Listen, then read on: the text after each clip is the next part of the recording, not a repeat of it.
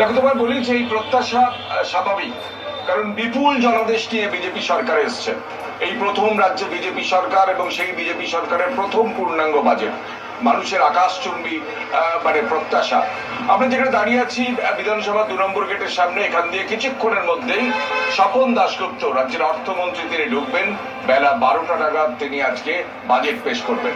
এই বাজেটে এই প্রত্যাশা আকাশচুম্বী এই কারণেই যে দীর্ঘদিন পর, প্রায় 5 দশক পর রাজ্যে স্বাদ পেয়েছে ডবল ইঞ্জিন সরকারের, অর্থাৎ কেন্দ্রের যে সরকার এবং রাজ্যের একই দলের সরকার।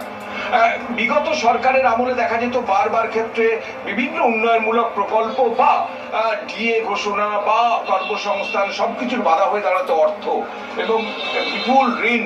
এবং সেক্ষেত্রে এই নতুন যে সরকার এসছে এবং কেন্দ্রীয় সরকার যেহেতু বিজেপি সরকার, সেই তথ্য দিয়েছেন মুখ্যমন্ত্রী।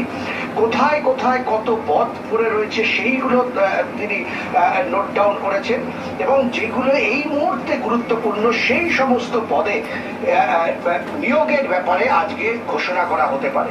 দ্বিতীয় হচ্ছে শিল্পের ক্ষেত্রে কিন্তু কোনো একটা দিশা অবশ্যই